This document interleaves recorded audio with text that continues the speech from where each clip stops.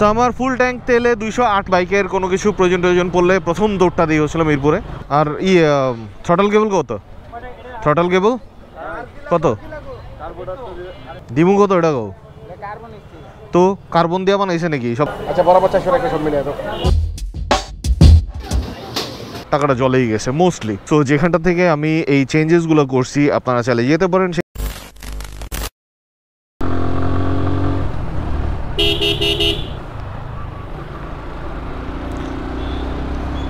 আসসালামু আলাইকুম সবাইকে, this is Abir with you and welcome to my moto vlog. আজকে জুম্মাবার, সো সবাইকে সবার প্রথমে জুম্মা মুবারক।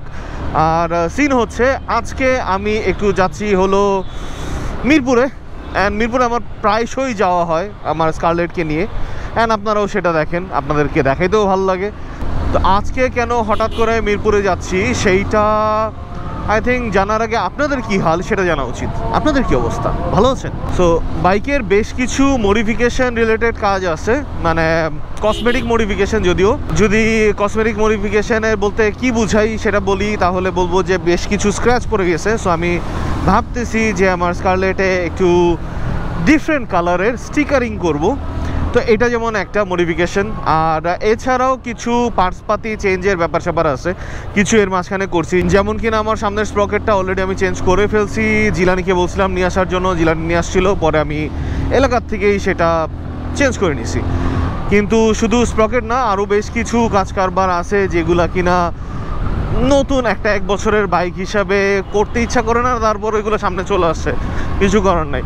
তার মধ্যে প্রথমটা যদি বলি তাহলে 1 নম্বরে হচ্ছিল আমার হ্যান্ডেলবারটা বেশ কয়েকবার পড়ার কারণে একটু ডিসটিউনভাবে এখন বাঁকানো অবস্থায় আছে। সো সেটাকে আমি আর বাঁকা অবস্থায় রাখতে চাই না।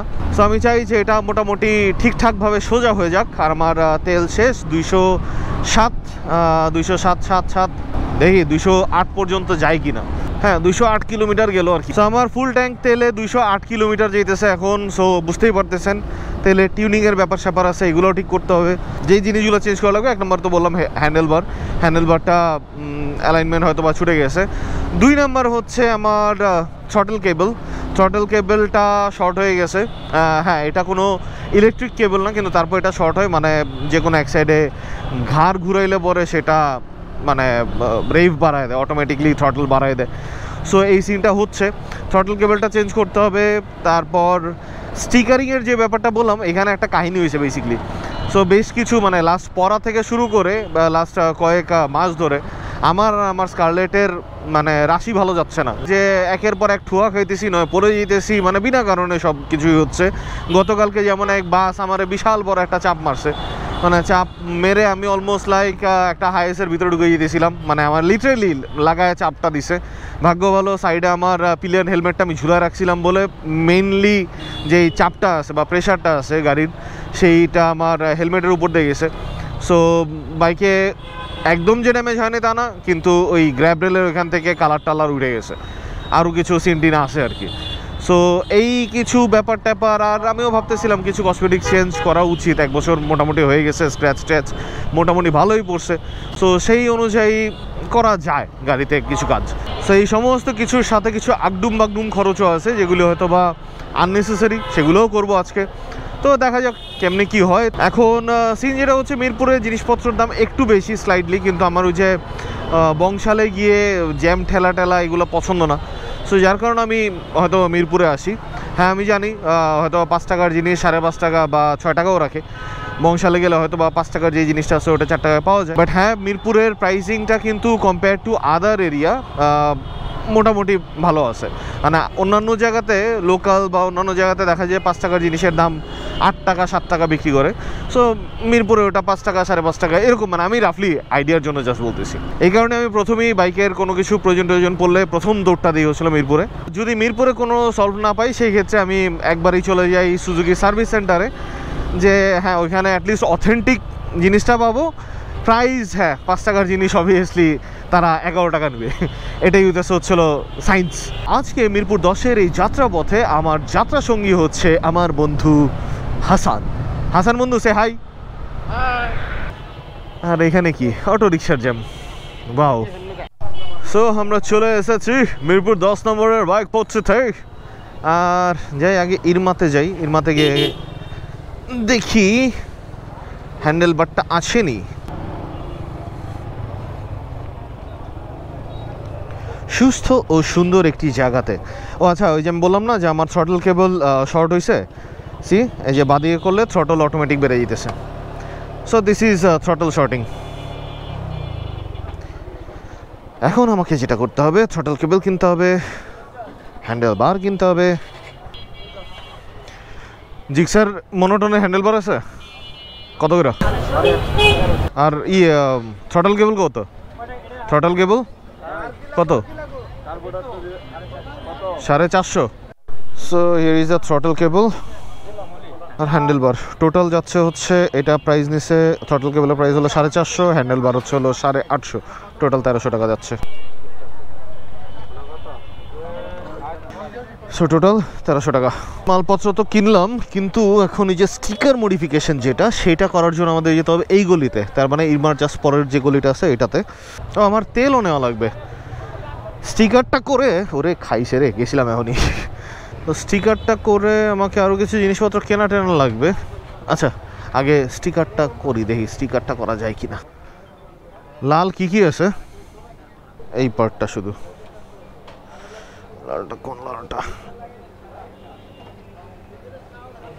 সেম লাল তো, আবার এইটাও।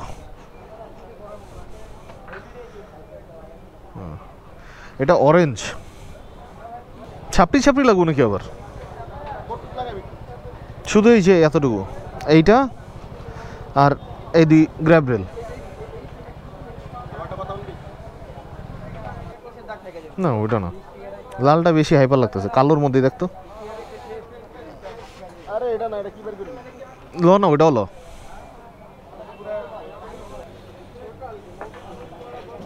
এটা কিন্তু খারাপ লাগে না কিন্তু দেখতে।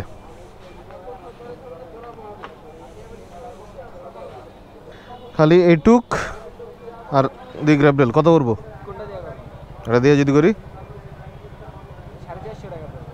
দিমু কত এটা কও তো? কার্বন দিয়ে বানাইছে নাকি? সব তো প্রিন্টেরই। তাইলে দূর, এটাও প্রিন্ট করে বানাইছে, এই কার্বন দিয়ে বানাইছে মনে হয়। এখন কত ই করো, রাখবা কত টাকা? 300 দেই, 300 দেই, আর 50 টাকা দিব করবা?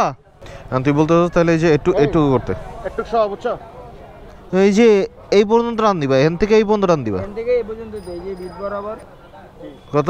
100 টাকা। আচ্ছা, বরাবর 400 টাকা সব মিলিয়ে দাও।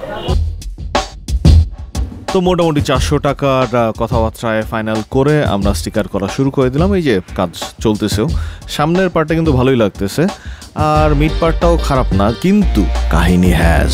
Sticker modification done. বেসিক্যালি লাল লাগানোর প্ল্যান ছিল, বাট ব্ল্যাকের মধ্যে ব্ল্যাকই লাগাইলাম। স্লিক লাগবে, মানে অতটা মানে হয় না, বেশি ছাপড়ি ছাপড়ি, বেশি হাইপার এরকম লাগবে না, আর ব্যাপারটা খারাপ লাগতেছে না, মজাই লাগতেছে দেখতে, রাইট? সো এইটা চেঞ্জ হয়েছে, সামনের ওইখান থেকে চেঞ্জ হয়েছে, আর গ্র্যাব রেলটা জাস্ট চেঞ্জ হয়েছে।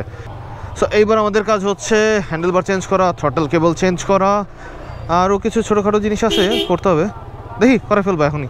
আরে সাবাস, হন্ডা টুরে যেতেছে মনে হয়। রাইনক্সের স্যাডেল ব্যাগ, টপ বক্স সব লাগাই যেতেছে। আমার মনোটনের মধ্যে লাগাইলে ভাল লাগবে না ব্যাপারটা দেখতে, নাইলে আমিও স্যাডেল ব্যাগ লাগাইতাম। আমার অবশ্য স্যাডেল ব্যাগ কিনতে হবে। সো এক্সট্রা এক জোড়া গ্রিপও আনলাম, গ্রিপটা নাকি লাগবে, আর দুই সাইডের দুইটা গ্রিপ মিলাই হইতে ছিল 300 টাকা। কেবল, হ্যান্ডেল বার।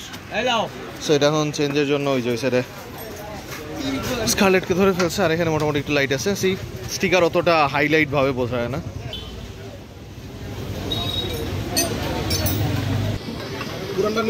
হুম,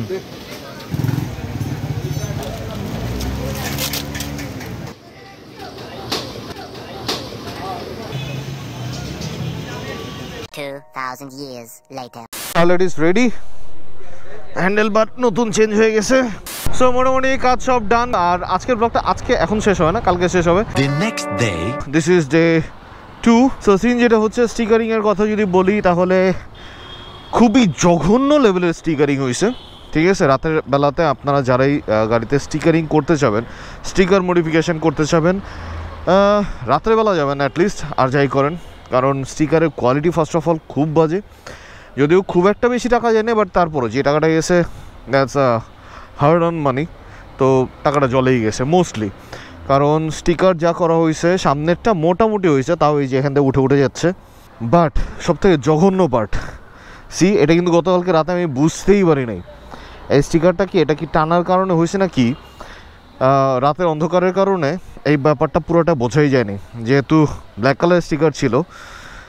এই যে এখান থেকে উঠে যেতেছে, মানে এইটা আমার বেশি হয়তো বা ম্যাক্সিমাম 1 সপ্তাহ আমি রাখতে পারবো, ম্যাক্সিমাম 1 সপ্তাহ, এতে বেশি স্টিকার রাখা পসিবল না।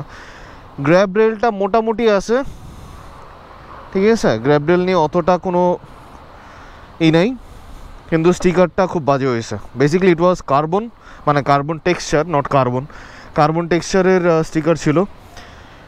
সো স্টিকারের ফিডব্যাক হচ্ছিল এটা। আর এছাড়া যে কাজগুলো হয়েছে, লাইক আমার handle bar change, throttle cable change and everything, সেই কাজগুলো খুবই ভালো হয়েছে। সো যেখানটা থেকে আমি এই চেঞ্জেসগুলো করছি আপনারা চাইলে যেতে পারেন সেখানে, মিরপুরে। টোটাল আমার ফিটিংসের কারণে 250 টাকা দিছিলাম। সেখানে এই যে 2টা জিপ টাই, সাথে একটা সুপার গ্লু ছিল, কারণ এই গ্রিপটা হলো সুপার গ্লু দেওয়া লাগানো লাগে। আর যা ম্যাটেরিয়াল লাগছিল, হ্যান্ডেল বারটা আমার নতুন, এটা পড়ছে 850 টাকা। থ্রটলের যে কেবলটা আছে, মানে এই যে এই কেবলটা, থ্রটলের এই কেবলটা পড়ছে হচ্ছে 450 টাকা। আর এই হ্যান্ডেল বার চেঞ্জ করার জন্য এই গ্রিপটা বেসিক্যালি নতুন লাগে। তো আমার এই গ্রিপটা কিনতে গিয়ে দেখলাম যে সেটে বিক্রি হয়, মানে এই গ্রিপ আর এই থ্রটল দুইটা একসাথে, মানে এটা তো শুধু গ্রিপ, এটা বেসিক্যালি থ্রটলের পুরো বডিটা একসাথে থাকে। তো এই দুইটা মিলাই পড়ছে হচ্ছিলো 300 টাকা। এটা হচ্ছিলো ম্যাটেরিয়াল যা লাগলো আর কি। সো আমার থ্রটল কেবল চেঞ্জ অ্যান্ড সাথে হ্যান্ডেল বার চেঞ্জে মোটামুটি এই টাকা খরচ হয়েছে। আর মিরপুরের থেকে অ্যাটলিস্ট যদি কেউ স্টিকারিং করতেও চান, ফার্স্ট অফ অল আমি বলবো যে দিনের বেলা যাবেন। আর সেকেন্ড হচ্ছে, যে দোকানটা থেকে করছি ওদের এমনিতেও আমার সার্ভিস যখন লাগাই দিয়েছিলাম তখনই ভালো লাগে নাই, সো ওই দোকানটা অ্যাভয়েড করেই যেতে পারেন। স্যার কাজ করি আজকে তাহলে এখানে শেষ করতেছি। Abir signing out, do subscribe, enjoy the life, and কারো কোনো প্রশ্ন থেকে থাকলে সেটা comment down below. So everyone, live like a tiger and ride like a wolf. Broom.